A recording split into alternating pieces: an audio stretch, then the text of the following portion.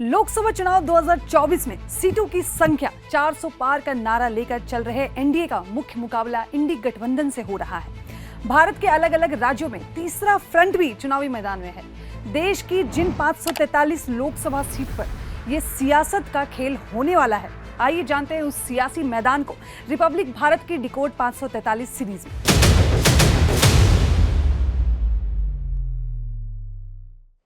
आज हम बात कर रहे हैं मध्य प्रदेश की चर्चित ग्वालियर लोकसभा सीट की, जहां से कभी देश के प्रधानमंत्री अटल बिहारी वाजपेयी सांसद रहे। शाही खानदान से ताल्लुक रखने वाले स्वर्गीय माधव राव सिंधिया ने लगातार 5 बार इस सीट पर विजय पताका लहराई।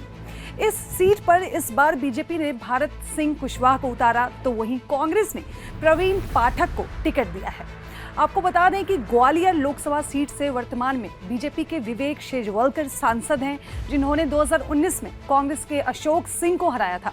तीसरे स्थान पर बीएसपी की ममता सिंह कुशवाहा रही थी। मध्य प्रदेश की ग्वालियर लोकसभा सीट सिंधिया परिवार का गढ़ मानी जाती है।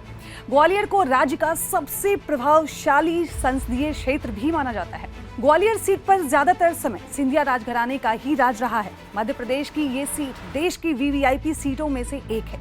इस सीट से देश के कई दिग्गज चुनाव लड़कर संसद पहुंच चुके हैं। ग्वालियर के महत्वपूर्ण स्थानों में जय विलास पैलेस, सूर्य मंदिर, गौस मोहम्मद का मकबरा और ग्वालियर किला प्रमुख है। अब बात करते हैं ग्वालियर लोकसभा सीट के संसदीय इतिहास की। 1952 में जब इस सीट पर पहली बार चुनाव हुए तो हिंदू महासभा के टिकट पर वीजी देश पांडे चुनकर संसद में पहुंचे। 1952 में ही उपचुनाव हुआ तो नारायण भास्कर खरे हिंदू महासभा के टिकट पर चुनकर लोकसभा में पहुंचे।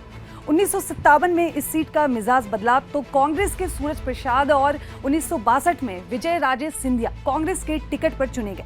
1967 में भगवा की लहर चली तो राम अवतार शर्मा और 1971 में अटल बिहारी वाजपेयी संसद में जनता की आवाज बने।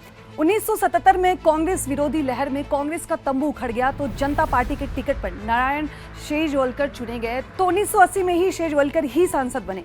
1984 से ग्वालियर की लोकसभा सीट कांग्रेस की बपौती बन गई और माधवराव सिंधिया यहाँ की आवाज। 1984, 1989, 1991, 1996 और 1998 में माधवराव सिंधिया लगातार 5 बार सांसद बने। 1996 में माधवराव सिंधिया ने खुद की पार्टी बनाई, जिसका नाम रखा गया मध्य प्रदेश विकास कांग्रेस। इसी पार्टी के चुनाव चिन्ह पर माधवराव सिंधिया सांसद बने थे। 1999 में सिंधिया की पारंपरिक सीट बनी तो बीजेपी के जयभान सिंह पवैया ने चुनौती दी। 1999 में बीजेपी के टिकट पर जयभान सिंह पवैया सांसद बने। 2004 में कांग्रेस के टिकट पर राम सेवक सिंह लोकसभा में चुनकर पहुंचे। 2007 में इस सीट पर उपचुनाव हुए तो बीजेपी के टिकट पर यशोधरा राजे सिंधिया सांसद बनी तो 2009 में भी कब्जा बरकरार रखा। 2014 में बीजेपी के टिकट पर ही नरेंद्र सिंह तोमर ने चुनाव लड़ा और जीते। 2019 में ग्वालियर लोकसभा सीट पर विवेक शेजवलकर सांसद बने। ग्वालियर लोकसभा सीट के अंतर्गत 8 विधानसभा सीटें आती हैं। इनमें से शामिल है ग्वालियर ग्रामीण, ग्वालियर ईस्ट, ग्वालियर साउथ, डबरा, करैरा और पोहरी। इनमें से 4 पर बीजेपी और 4 पर कांग्रेस काबिज हैं। अब अगर ग्वालियर लोकसभा सीट के आंकड़ों के बारे में बात करें तो इलेक्शन कमीशन की वेबसाइट के अनुसार 2019 के लोकसभा चुनावों में यहाँ 20,744 वोटर्स थे। बीजेपी के विवेक शेजवलकर को 6,27,250 वोट मिले। दूसरे स्थान पर कांग्रेस के अशोक सिंह रहे, जिन्हें 4,80,408 मिले। तीसरे स्थान पर बीएसपी की ममता बलवीर सिंह कुशवाहा रही, जिन्हें 44,677 वोट मिले थे। इस सीट का वोटिंग परसेंटेज 59 रहा था। 16 मार्च 2024 से लोकसभा चुनाव 2024 के लिए रणभेरी बच चुकी है, जिसमें भारत के 6 राष्ट्रीय और कई क्षेत्रीय दल अपनी सियासत को बढ़ाने के लिए उतर गए हैं। लोकसभा चुनाव से पहले ही विपक्ष ने मिलकर जो इंडी गठबंधन बनाया है वो साउथ में मजबूत नजर आ रहा है।